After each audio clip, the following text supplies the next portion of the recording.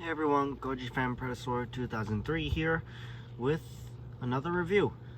Now this time we're gonna go back to the 1960s to revisit a little someone that hasn't seen much spotlight or sunlight, I suppose. And here's a hint. It's related to Naranga. Now, without further ado, here's Pagos. Yeah, you thought it was gonna be Baragon, huh? Well, surprise, surprise, it's not. Pagos was first seen in Ultra Q, and he wouldn't have another appearance later until Ultraman Z, unfortunately. Now, going back to Ultra Q, in the episode he starred in, The Rainbow's Egg, he appeared from underground and started causing a bit of a ruckus. And while unsurprised, well, actually, this wasn't by choice, as it was coincidental that he was following a few kids. Anyways, he pursued the kids and didn't even know that there were kids in his way. So he pretty much just roamed around, and the military had enough, and they shot a special missile at him, and he stood up, started roaring a bit in pain, and turned to stone and blew up, sadly. We wouldn't see Pagos again until Ultraman Z, as said, and he actually appeared in 2 episodes.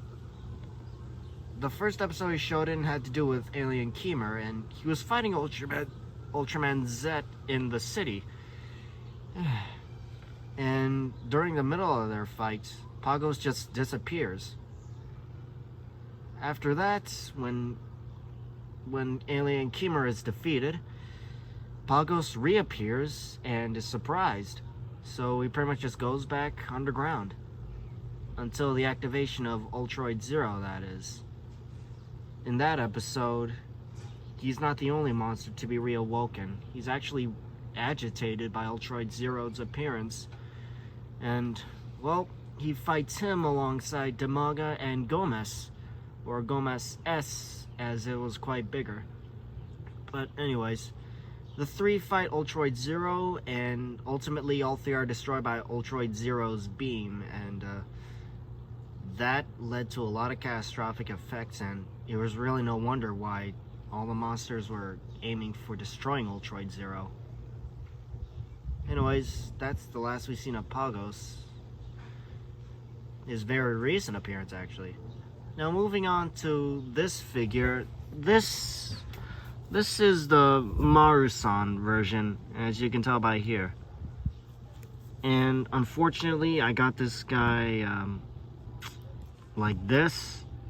I'm not sure why, but that was probably something that was probably a mistake made years ago. That could be done with any of them. And as you can also tell, he's quite huge. Like, just for comparison, he's standing on all 4s, or really just crawling, and here he is compared with Naranga. He's standing on 2 legs.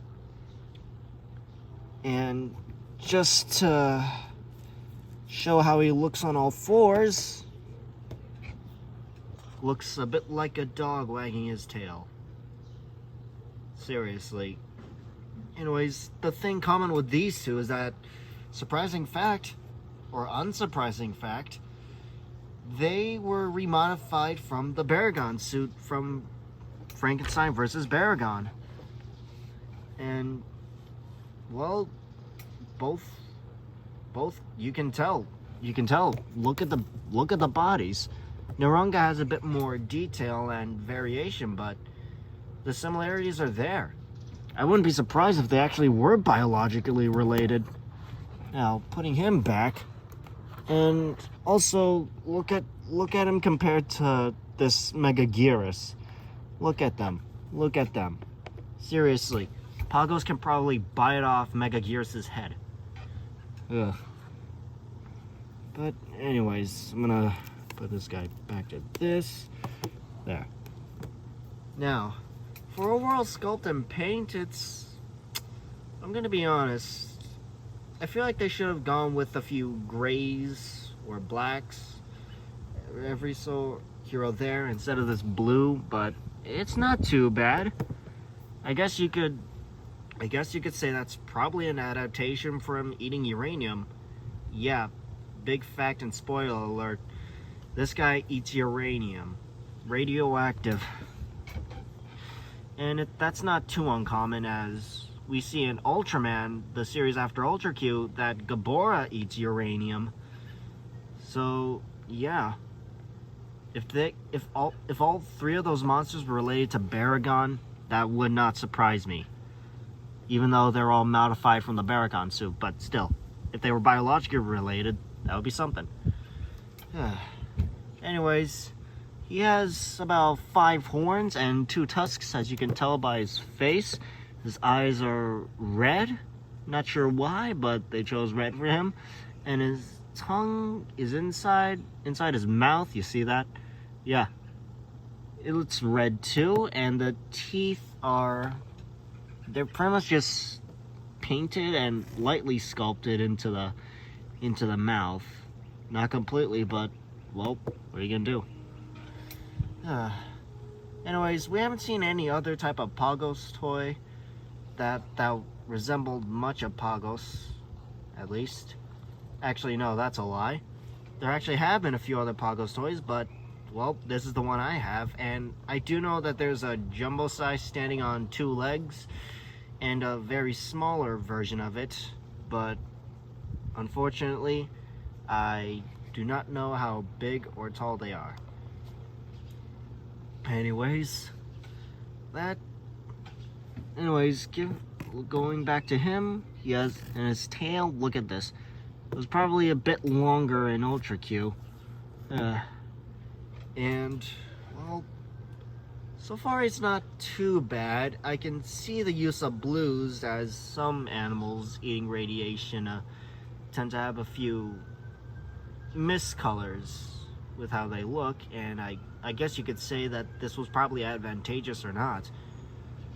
But overall, I can see how they tried to make up with this, especially with the gray or silver on the face and the claws, but, well, to be honest, I feel like this should be in a better color. Well,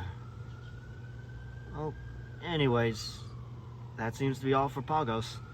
Please remember to like, share, and subscribe, and leave any ideas you have in the comments below for future videos. With